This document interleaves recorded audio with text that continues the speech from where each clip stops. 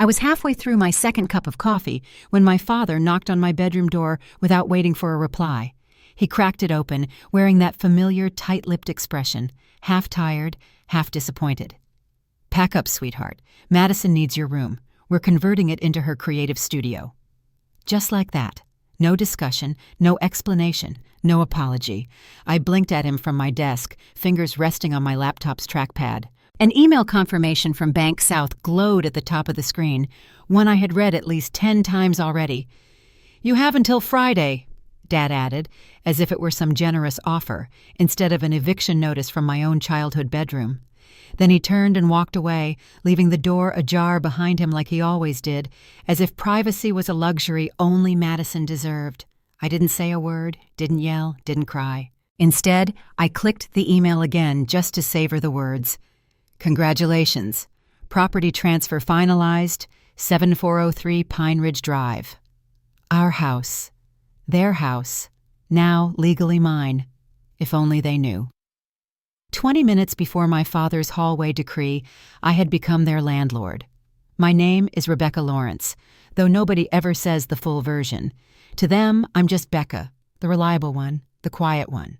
The one who stayed home while Madison chased her dreams across 4 different universities and even more failed business ventures. I'm 27. I'm single.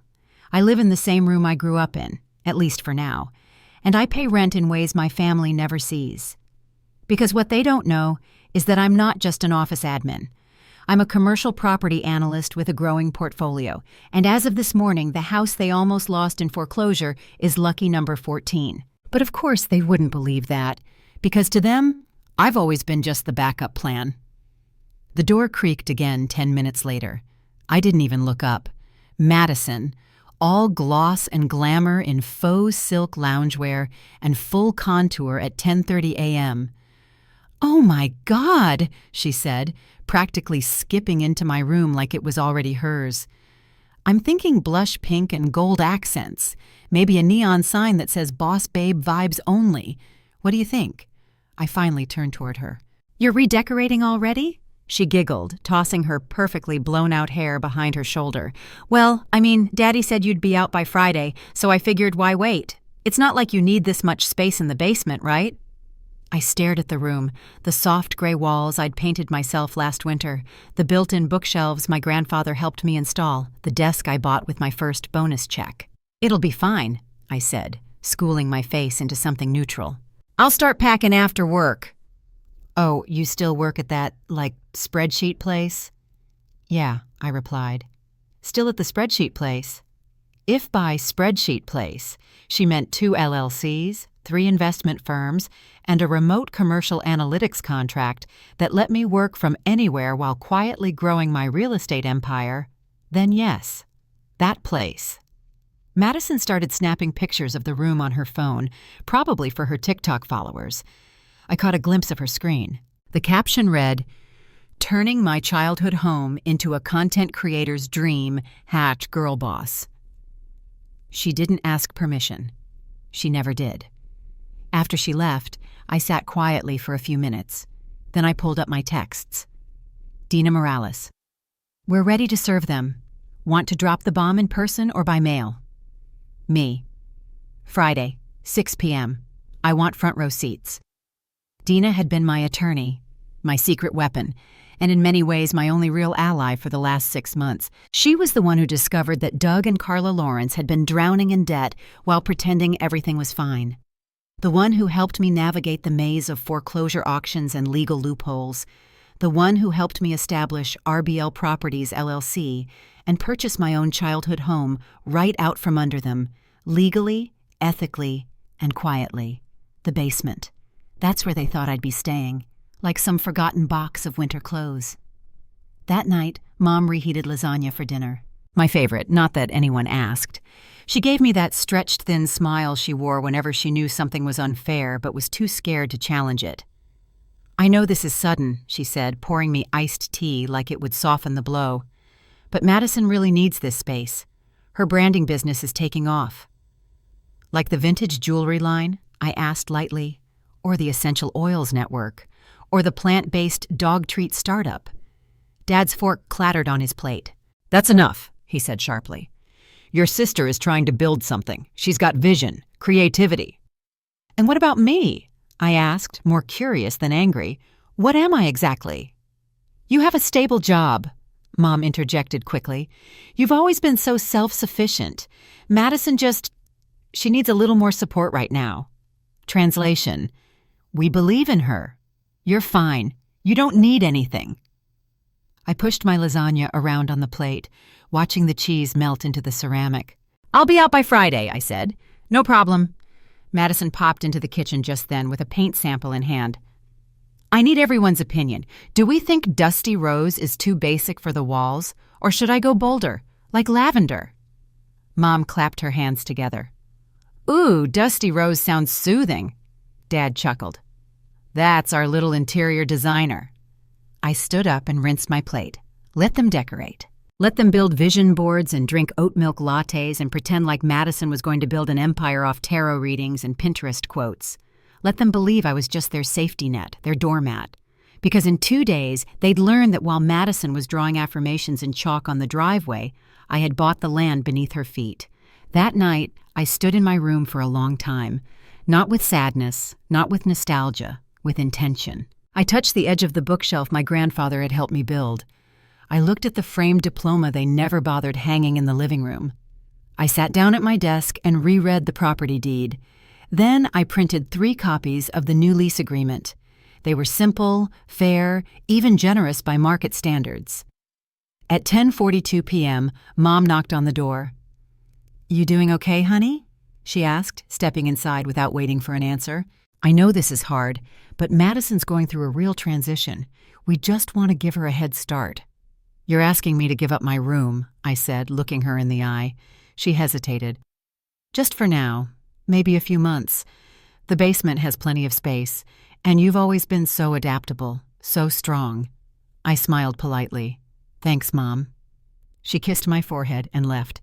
I looked around my room one more time, the room they were so quick to assign to someone else. The room they thought was just a space, not a statement. Funny thing about real estate, location matters, so does ownership.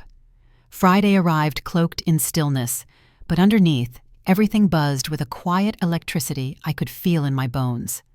By 5:45 p.m., I pulled into the driveway of 7403 Pine Ridge Drive, my house, with a confidence I'd cultivated over years of being underestimated. I stepped out in a navy blue pantsuit I usually reserved for closings or contract negotiations, not suburban showdowns. My hair was pulled back in a sleek twist, my makeup sharp, professional. I looked like a stranger to them, and that was exactly the point. The house was unusually loud as I stepped inside. Sage incense wafted from the living room, mixing with the scent of lavender and something vaguely citrusy. There was Madison, mid-ritual, seated cross-legged on a yoga mat, surrounded by mood boards, faux crystals, and a ring light set to goddess glow. Doug, Dad, was fiddling with the brightness settings on her camera, completely absorbed, while Mom floated nearby with a tray of steaming herbal tea and artisanal oat cookies. This was their idea of ambition, filters and flower crowns. Madison didn't even look up when I shut the door behind me. "Hey, Becca," she chirped. "Mind keeping your shoes off? Energy's sacred right now." "Everyone to the living room," I said, my voice cutting through the air like a knife. "Now!" They all looked at me like I'd just slapped someone. "Is something wrong?" Mom asked, setting down the tray with a soft clink. "Yes," I said, moving to the center of the room. "But don't worry, we're about to fix it." As if on cue, there was a knock at the door. I turned to open it, already knowing who stood on the other side. Dina Morales. She wore a dark gray blazer, matching slacks, and a smile that could sink ships. She extended a perfectly manicured hand toward my mother. "Mrs. Lawrence, Mr. Lawrence, I'm Dina Morales. I represent your daughter, Rebecca. We have some legal matters to discuss regarding the property." Mom blinked. "Legal?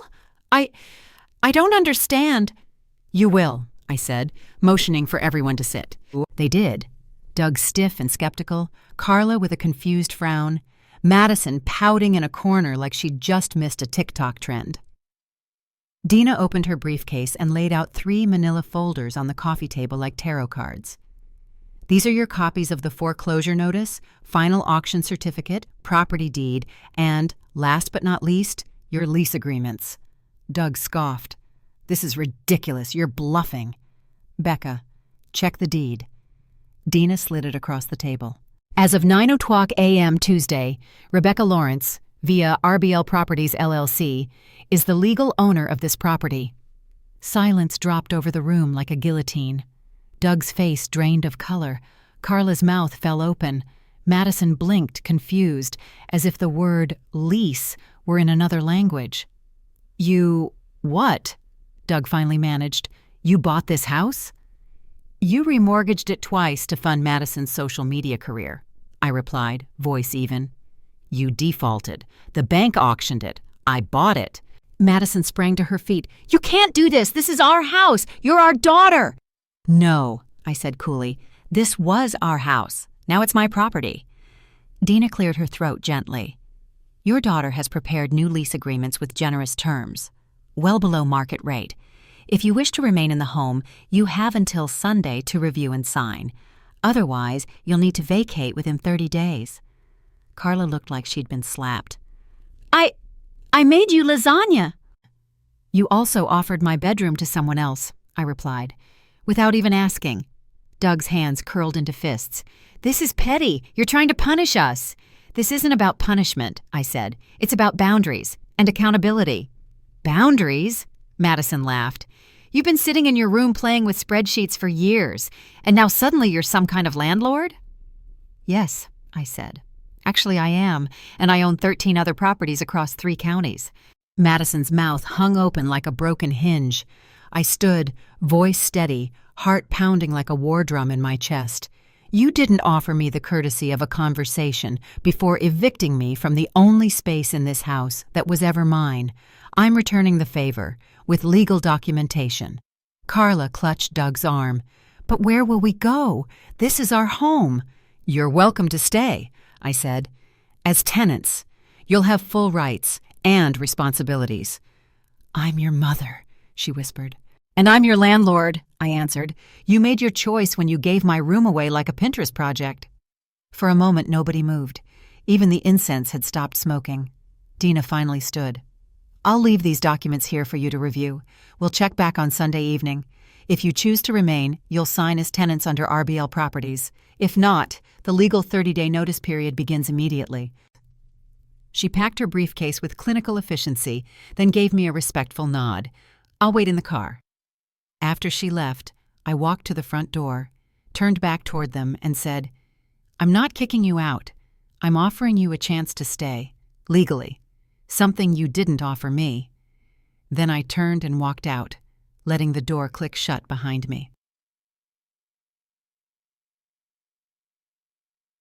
The hotel room was small, but spotless. A queen bed with crisp white sheets, a mahogany desk, and a view of the city lights blinking like far-off secrets. I slipped off my heels and lay back on the bed, letting the silence wrap around me. My phone buzzed.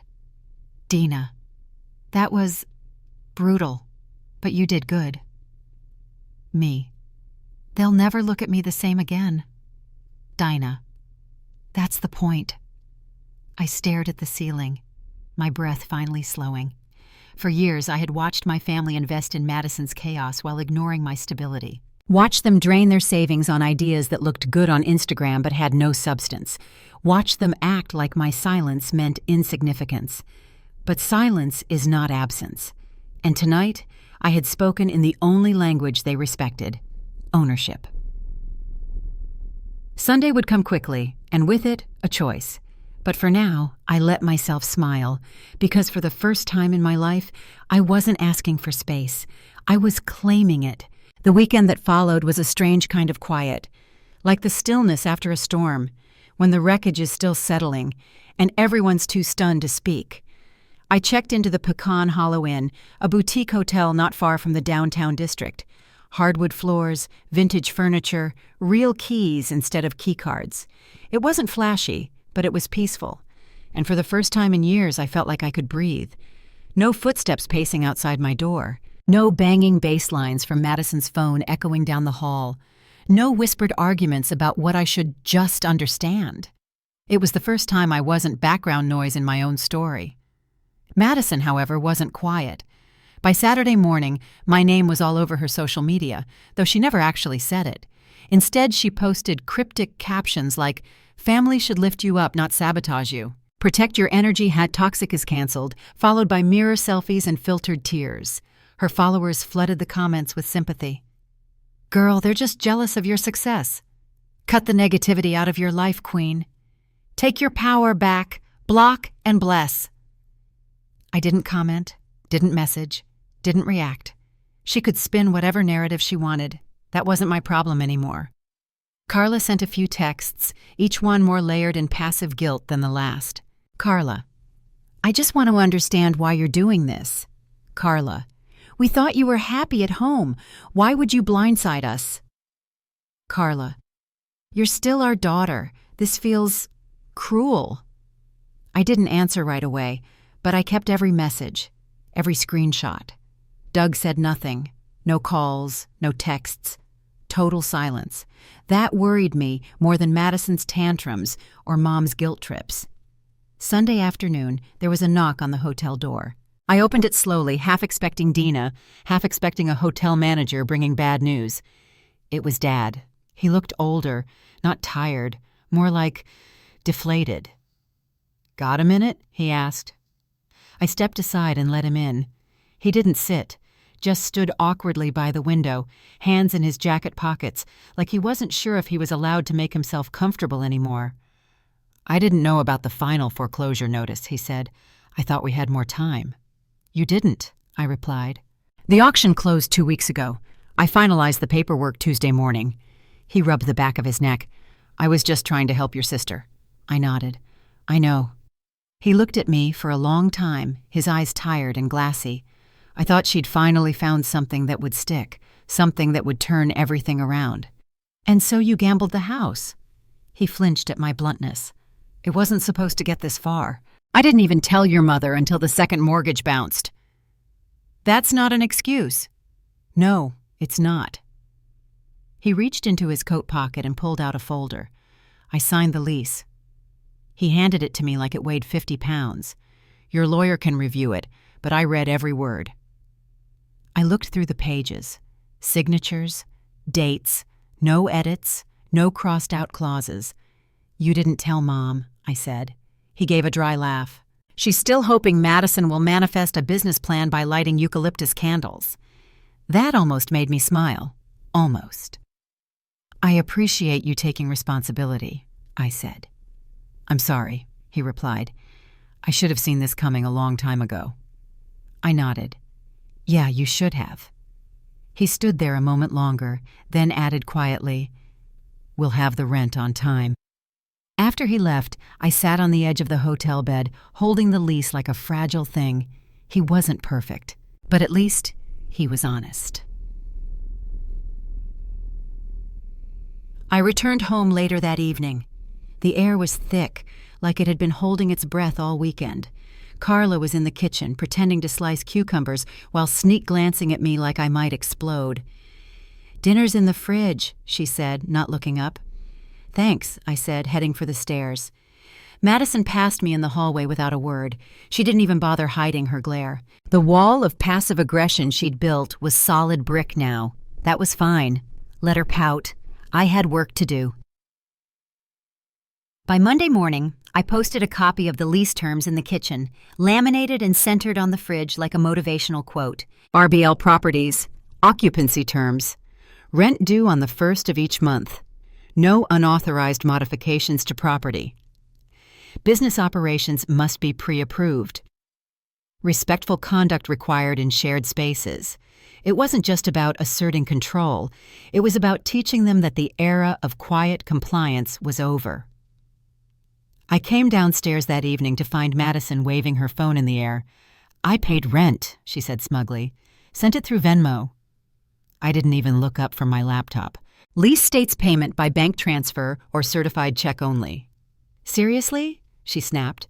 "Nobody uses checks anymore. That's prehistoric."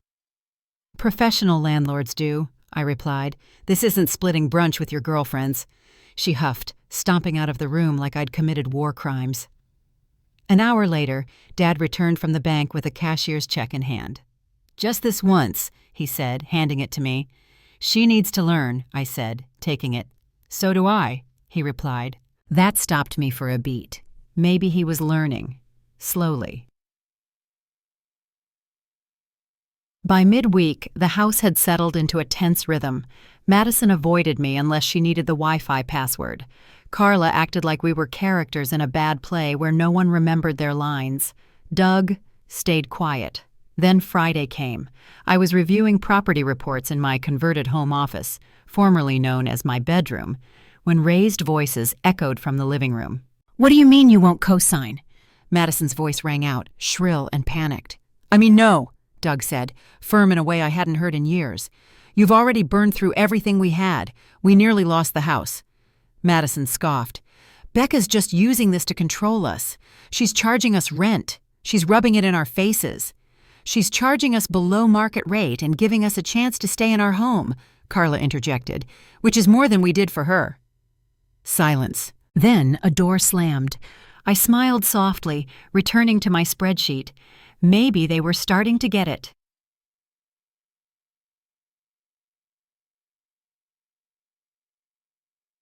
Later that evening, there was a soft knock at my door. I opened it to find Madison standing there, arms crossed, eyes red but defiant. "Can we talk?" she asked. I stepped aside, gesturing to the chair across from my desk.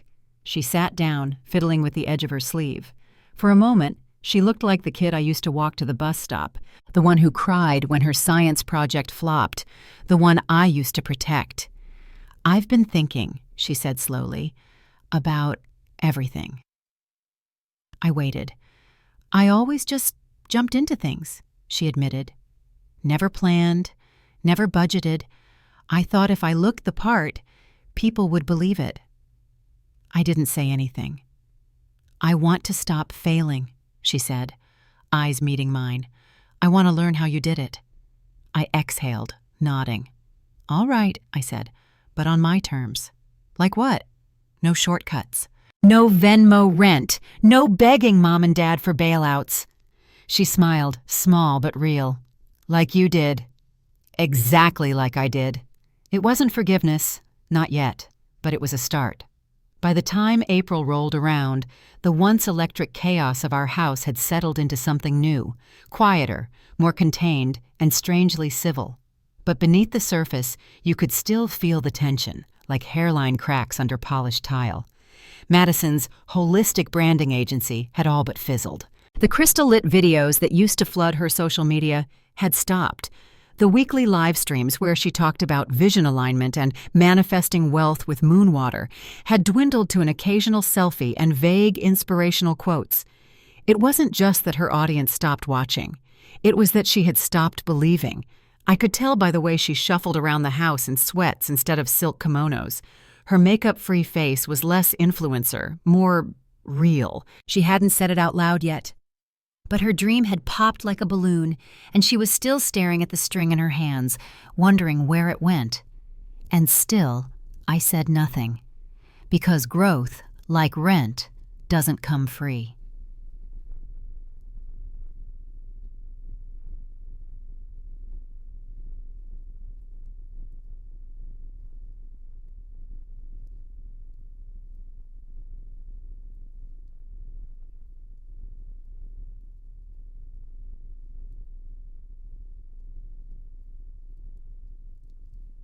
One Tuesday morning, I walked into the kitchen to find Carla standing at the sink, staring out the window with a cup of tea cradled between both hands. She didn't hear me come in. "I know you're right," she said suddenly, voice soft, almost to herself. "I just don't like how much it hurts." I paused by the fridge. "About what?" She turned. Her eyes were tired, but clear. "The way we treated you. Like the backup plan. Like the stable one who didn't need anything." I didn't answer. I wanted to see where she was going. "We made it so easy for Madison to fail and so hard for you to succeed." She set the cup down and looked me in the eye. "We used your reliability as an excuse to ignore you." There was nothing to say. And yet, everything. I'm sorry, Becca. I didn't forgive her, not then, but I didn't walk away either. And that, for us, was progress. That night, I was back at my desk when another knock came, this time quieter, more hesitant. Madison stood in the doorway, eyes rimmed red, but not from tears. It was the look of someone who'd been humbled, not broken. "Can I come in?" she asked. I nodded. She sat across from me, fidgeting with the sleeve of her hoodie. "I've been trying to figure out what went wrong," she began, "with everything. The business, the clients, the followers." "You didn't plan," I said. "You performed." She blinked. "What do you mean?" "You created the image of success, not the system for it. People will watch a train wreck, but they won't invest in one." She sat with that for a moment, then nodded. "I want to learn what you do, how you built everything." This wasn't a manipulation. I could hear it in her voice. The desperation was real. "You're not going to like the process," I warned. "Why?" "Because it's boring. It's spreadsheets and contracts and municipal code. It's waking up at 6 to meet a plumber and staying up until midnight reconciling expenses. It's not glamorous." "I don't care," she said. "I'm tired of being the one who always has to be rescued." I leaned forward. "Then you do it on my terms. No shortcuts, no handouts, no drama." She nodded. "Deal." It was the first time I'd seen my sister show up, not as a persona, but as a person. Gassi. From that point on, something shifted. Madison started showing up to my morning meetings, hair tied up, face bare, notebook in hand. She took notes, real notes, asked questions, took screenshots of contracts and highlighted words she didn't understand so she could look them up later. I assigned her tasks, small ones at first, organizing vendor contacts, entering maintenance expenses. Then more complex ones, calling a roofer about a repair, drafting a response to a tenant inquiry. She failed, often, but she didn't quit. For once, she wasn't chasing a spotlight. She was learning to build something real. Chapter Chansi. 3 weeks into this strange new rhythm, I came home to find Doug sitting at the dining table with a community college course catalog spread out in front of him. "Thinking about taking a class?" I asked, setting my bag down. He looked up, cheeks a little pink. "Carla and I were talking," he said, "about how maybe we should learn how this actually works. Real estate, business, finance, all of it." I blinked. "Like, to help you?" I asked. "To help ourselves," he said. "We're tired of pretending we know more than we do. You've been carrying us, and it's time we learned to walk." That night, over spaghetti and garlic bread, Carla said she was signing up for an intro bookkeeping class. Doug had enrolled in a course called Business Fundamentals for First-Time Entrepreneurs. Madison was already on her second module in a self-paced property management program I'd recommended. No one said it out loud, but we were all learning. Together, awkwardly, and finally. One night, after a long day of property visits and 2 surprise tenant complaints, I came home to find Madison waiting on the porch with a printed document in her hand. "I made a plan," she said. I took the paper and scanned it. It wasn't polished, but it was focused. She'd identified a niche, helping small local businesses manage their online presence. Branding, social scheduling, email automation, practical tools, not vibes. "I want to do this," she said. "Not tomorrow, not once I go viral. Now, for real." I read through her revenue projections. They were modest, realistic, conservative even. "How are you funding it?" I asked. "I've been working at the coffee shop part-time," she said. "Living on a budget. Saved about $3,000. It's not much, but it's mine." That hit harder than I expected. For years, she'd burned through thousands like Monopoly money, and now here she was, proud of $3,000 she'd earned with her own hands. I nodded slowly. "I might know of a small commercial space. One of my properties has a vacant office unit. Rent is reasonable, location's decent. It could work." Madison's eyes lit up, then narrowed. You're not offering it just because we're family, right? I smirked. No, I'm offering it because for the first time, you actually have a solid plan. And you'll sign a proper lease like anyone else. I'd like that, she said. Doing it the right way this time. That night, after dinner, we sat around the table, Madison, Mom, Dad, and me, discussing contracts, rent schedules, marketing strategies. No yelling, no guilt trips, no emotional blackmail. Just 4 people trying to figure it out. Somewhere in the middle of the conversation, Doug said quietly, "You know, I think I'm finally seeing both my daughters clearly. Not who I thought you were, who you are." Carla reached for Madison's hand. "And I'm proud of you. Both of you." I didn't cry, but I felt something shift in my chest. Something lighter. Something real. Later, as I lay in bed, my phone buzzed with a text from Dina. Dina. "So, how's life in the castle you reclaimed?" Me. "Less like a throne, more like a workshop, but better." Dina. "Proud of you, kid." I put the phone down and closed my eyes, the sound of Madison typing away on her laptop in the next room. She wasn't trying to go viral anymore. She was trying to grow. And for the first time, so were we all. 6 months later, if someone had told me our family would be peacefully eating dinner together, without yelling, passive-aggressive digs, or awkward silence, I would have laughed in their face. And yet, here we were, spaghetti night. Madison was in charge of the garlic bread. Dad was actually humming while setting the table. Mom had taken over as the unofficial salad queen. Me? I was sipping a glass of Cabernet, watching a house that once stood on the edge of collapse become something stable. It wasn't perfect, but it was real. Since that night on the porch, things had moved quickly. Madison followed through. She launched her business, Bright Root Digital, a boutique online presence management service for local small businesses.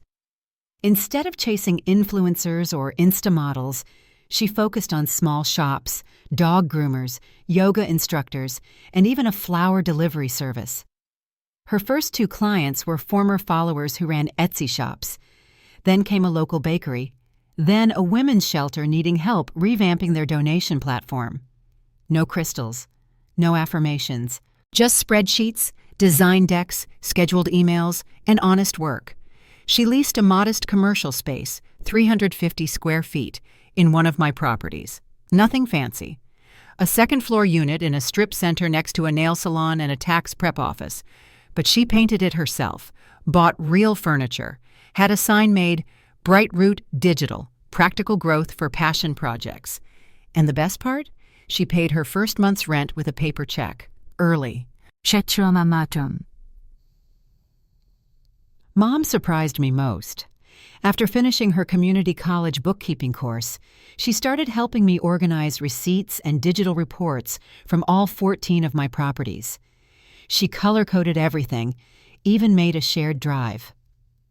"I used to think finance was scary," she told me one afternoon while we organized vendor contracts.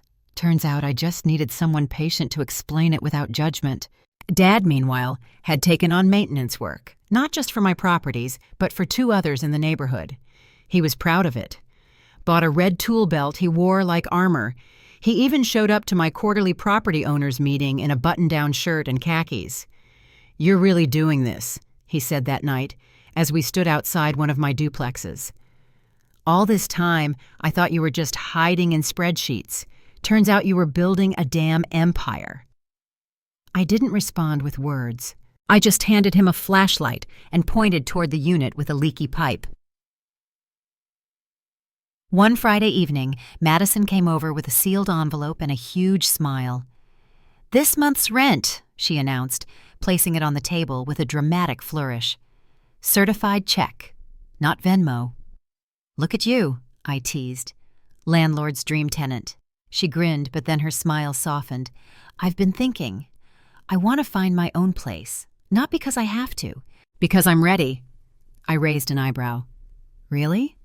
"Yeah. I want to build something that's mine, completely mine, like you did." And I believed her. For the first time, she wasn't running away from something. She was running toward it. That night, as the family gathered for dinner, I looked around the table and saw more than just people eating pasta. I saw growth. Mom and Dad weren't just the parents who had once overlooked me.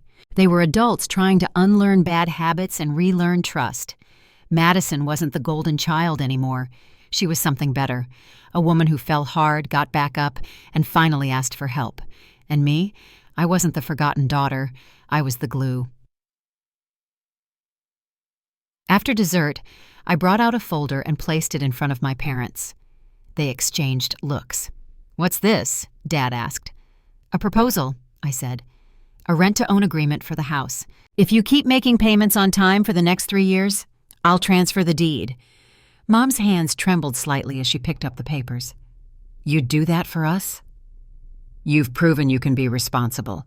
You've earned this." Dad's eyes misted. "This house, it's been in our family for 30 years. "And it can stay that way," I said. "The right way." They didn't cry, but the silence that followed was thick with meaning. Shambessa. Later that night, I walked Madison to her car. She was holding a laptop and a box of thank you cards from her clients. "I don't say this enough," she said, "but thank you. Not just for the space, for not giving up on me." "You did the work," I replied. "I just showed you a door." "Still," she said, smiling. "You're kind of a badass, Becca." I laughed. "Don't tell the tenants. They think I'm terrifying." She hugged me then, tight, for real. Not performative, not for show. The kind of hug that said we'd finally moved past resentment and landed somewhere closer to understanding. As I sat back at my desk that night, the house quiet again, I reflected on everything. We hadn't had some fairy tale reunion. There were still moments of awkwardness. Boundaries got tested, tempers flared occasionally, but now they were followed by apologies and change. The house that nearly tore us apart had become the thing that brought us together, stronger, clearer, more honest. Dina texted me, "So how's the family circus?" Me, "More like a team now, imperfect but trying." Dina, "That's called growth, baby. Proud of you." 3 weeks later, I helped Madison move into her own apartment. Tiny, bright, cheap tile floors, but she smiled like it was a penthouse. She hung a whiteboard over her desk that read, "Start small, stay steady, keep showing up." I slipped a small envelope into her hand before I left. Inside was a handwritten note and a $500 voucher for business printing services. No lectures, no expectations, just belief. 6 months became 9. The rent-to-own contract was solid, payments on time, communication professional, a far cry from the chaos of before. One afternoon, Doug called to ask about upgrading the AC unit, and actually used the words capital improvement. Carla was researching tax write-offs for property repairs. Madison had landed 6 clients and hired a part-time assistant. And I bought property number 15 Tuck. Okay. The final day of the chapter came on a breezy Sunday evening. We were all in the backyard, barbecue sizzling, lights strung up on the fence, laughter filling the air. Not forced, not fragile, just real. As I leaned back in my chair, sipping sweet tea, Madison sat next to me and passed over a folder. "What's this?" I asked. "My own rent-to-own contract," she said, "for my apartment. I want to own it someday. I want to build equity, security." I blinked at her. "You ready for that?" She nodded. "I've never been more ready."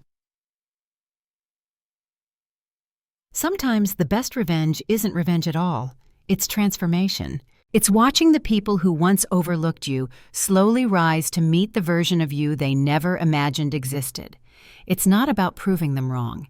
It's about helping them grow right. And sometimes the house that built you can rebuild them too.